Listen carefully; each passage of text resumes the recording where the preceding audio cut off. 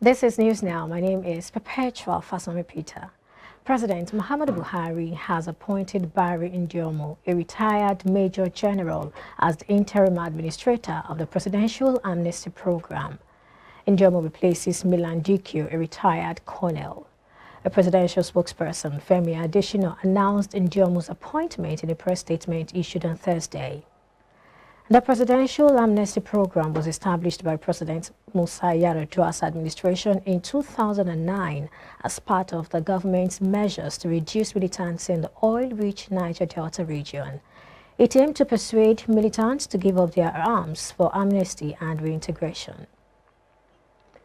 The National Industrial Court has adjourned the suit filed by the federal government challenging the ongoing strike by the Academic Staff Union of Universities ASUU to Monday, September 19, for a hearing of the interlocutory application of the federal government. At the resumed sitting on Friday, counsel to the federal government, James Igwe, asked the court to give the suit an accelerated hearing due to the urgency of the matter to enable the students to return to school. Igwe told the court that since the matter was already in court, it would be proper for the strike to be called off pending the determination of the suit. Counsel to ASUU, Femi Falana, argued that the matter was adjourned to Friday for further mention and not for a hearing. He said he has been served with the federal government's interlocutory injunction. Falana added that ASUU is currently meeting with stakeholders to ensure that this lingering crisis is resolved. He appealed to the federal government to cooperate with them to resolve the issue. Justice Polycarp Harman subsequently adjourned the suit to Monday 19, 2022. The Senior Special Assistant to Governor Babajide Sanwo-Olu of Lagos State on New Media, Jubril Gawat, has justified the auctioning of 134 vehicles impounded for several traffic offences by the state government on Thursday. The exercise generated a lot of reactions, especially on social media, after videos from the venue of the auctioning showed some of the vehicle owners wailing while their vehicles were being auctioned, with many viewing the government's action as being harsh. Explaining reasons behind the action on Friday in a Twitter thread titled "Facts about the Lagos State auction process that happened yesterday," Gawat said the exercise was totally in line with the provisions of the Lagos State laws. According to him, some of the vehicles were seized for offences that attract only fines, but the owners abandoned them, leaving no other option to the government than to auction them. He also confirmed that after the successful auctioning of 134 vehicles, the enforcement will continue. The Lagos Police Command has disclosed that it has convicted 1,490 persons consisting of miscreants, street traders and traffic offenders for various offences in the state.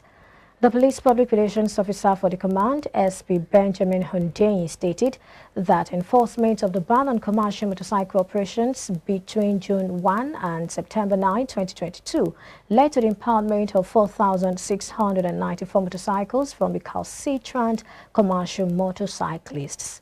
According to him, in June 2022, 1,885 motorcycles were impounded for contravening the ban. He also noted that there was a decline in July when 1,501 motorcycles were impounded, while August and September saw the impoundment of 1,029 and 279 motorcycles, respectively.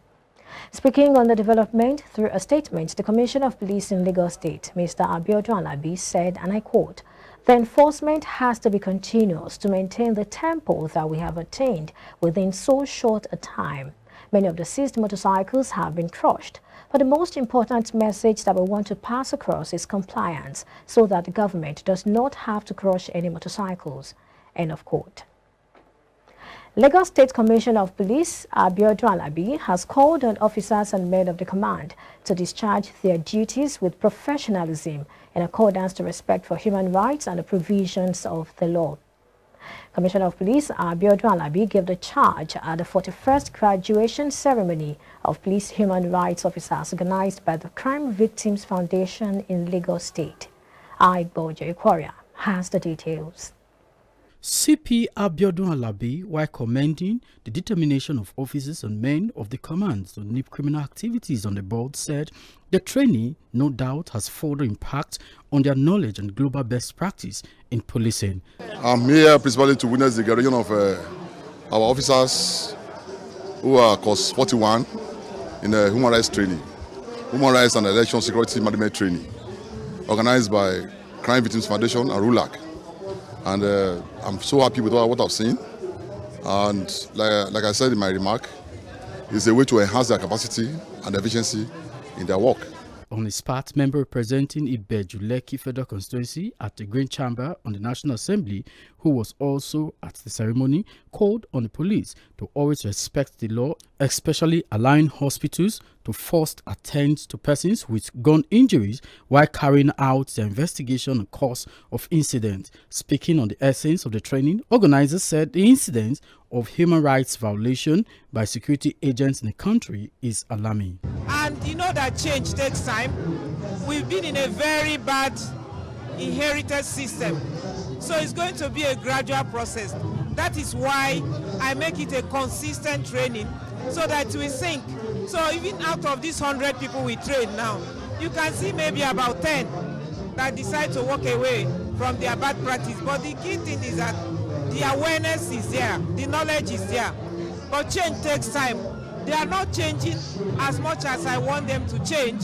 But I know that if anybody goes to the station who is aware of his or her rights and challenge them, they will agree. It is very important for us moving forward to ensure that we train the police, especially with the emerging review of the various laws, Police Act and all the necessary laws that guides even the police. If you don't know what to do, you can never do it well. So it is very important for them to be told what's actually on ground. Every amendment made in the law, they must be abreast with the situation. I'm happy the organizer even said one particular one about the issue of casualty taken to hospitals of bullet shots.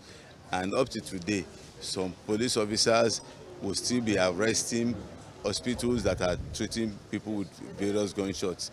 Life first. You must first of all save life. But because most of them do not know what the current law is or current directive is, they tend to actually act sometimes out of ignorance. Protection of life and property, including during elections. Democracy is about freedom. If there is no democracy, lives and properties are endangered. So, the first duty of the police is the protection of lives and property. You have to link it with human rights. Right to life, Section 33 of the Constitution. Right to property is there. So what is your understanding of this right? Always relate your duty to the human right provision. Then you will be the best police anywhere. Participants at the event promised to put the knowledge acquired during the training to use in the discharge of their duties. We were able to be taught what we've known before, but we were made to know that there are some certain changes in the way we do our duties, and which we as police officers have always imbibed on. And the concept of human rights basically is what we have been taught, and we as police officers, we've always put that in cognizance, the way we interact with civilians throughout the countries, not Lagos State alone. High point of the event was the presentation of awards of Most Friendly Commissioner of Police to Lagos State Commissioner of Police, CP Abiodun Alabi. Iboji Horia, reporting for iBrandTV News.